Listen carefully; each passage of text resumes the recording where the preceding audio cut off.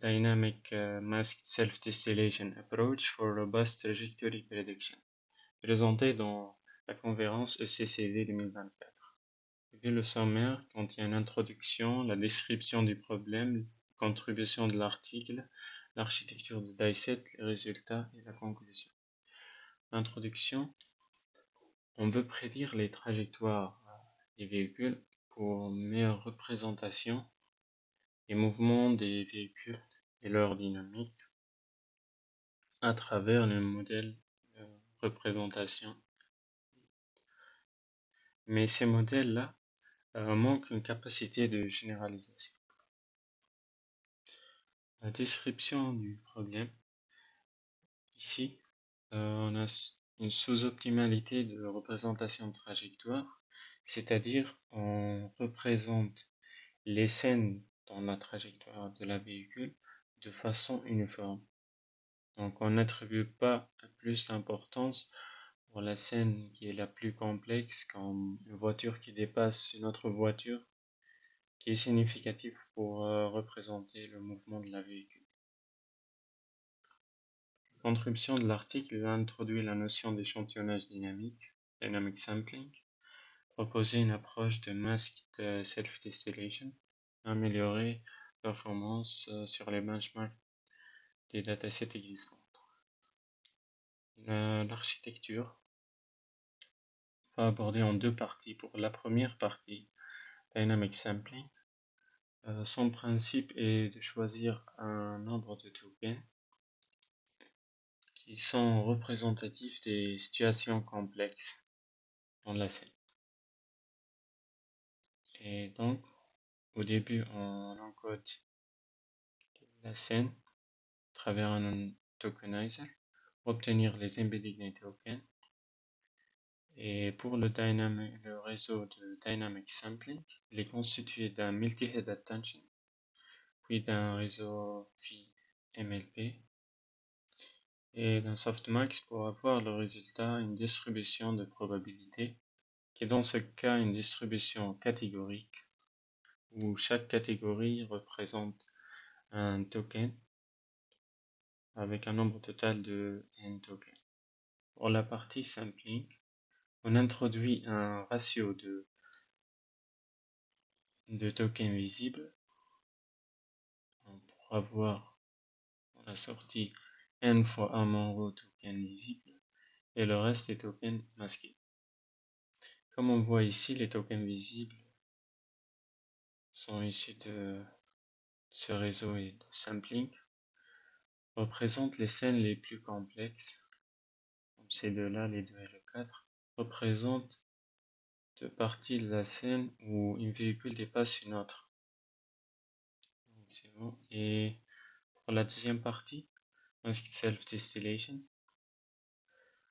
on prend en entrée de l'encodeur du student les tokens visibles. On masque certains tokens. Pour le décodeur, on essaie de les apprendre dans ce résultat qui est en présentation locale.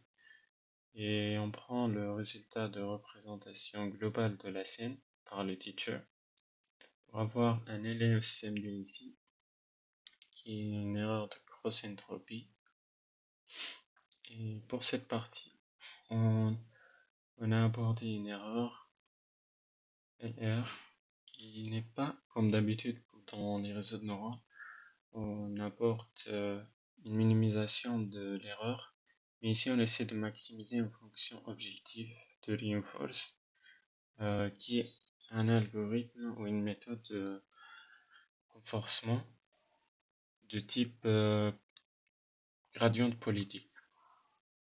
Donc ici, pourquoi cela est justifié? Parce que en fait, on essaie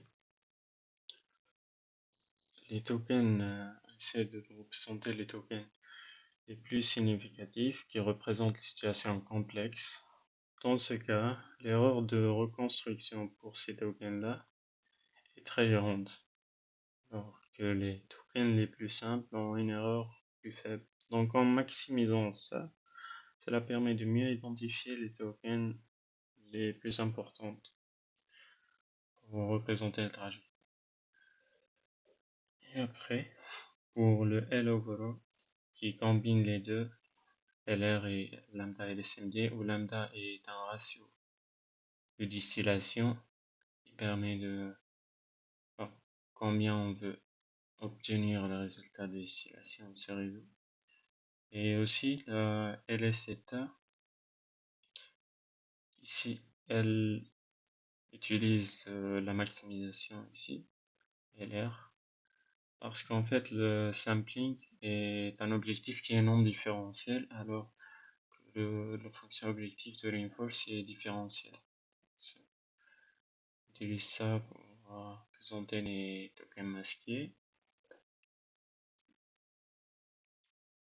Et aussi pour pré-entraînement, on entraîne cette partie pour avoir les tokens visibles à travers LR et les tokens masqués. Et après, on fait le apprentissage de cette partie de réseau à travers le LMST. Pour les résultats, on a essayé sur deux datasets ici, sur Argoverse 2. On vient utiliser ces métriques-là. La métrique min ADE, qui est l'erreur de déplacement moyenne minimale, le min FDE, qui est l'erreur de déplacement final moyenne. Et pour cet indice au-dessus, c'est le nombre de trajectoires, c'est-à-dire ici 6 trajectoires, ici sur un seul trajectoire. Le MR, c'est la taux d'erreur. Donc, on remarque que DICET ici est plus performant sur MinFTE6 et MR6. Et généralement, il est deuxième sur les autres,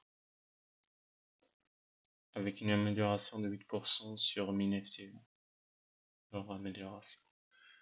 Et pour les performance sur ETH-ICY, qui est réparti sur 5 parties du dataset, ETH, ETL, l'Universe 0102. En moyenne, il est le plus performant ici.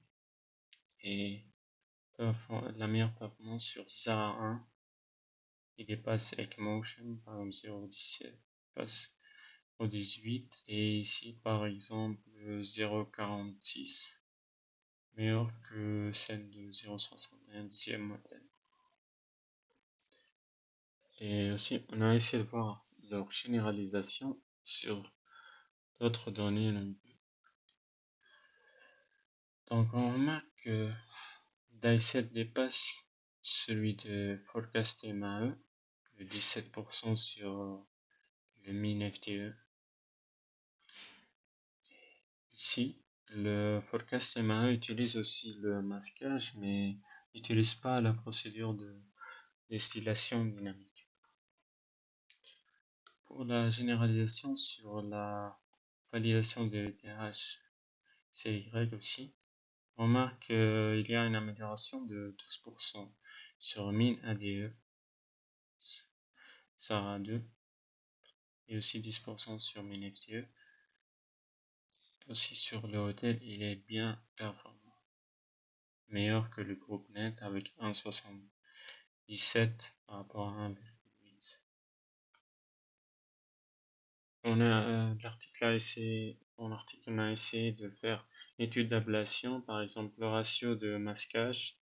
On remarque que plus qu'on augmente le ratio de masquage, plus l'écart entre la méthode DICET et la méthode aléatoire, plus important. En général, sur MinFTE et MinADE, DICET est plus performant avec une amélioration maximale de 5% sur MinADE et de 4% sur MinFTE.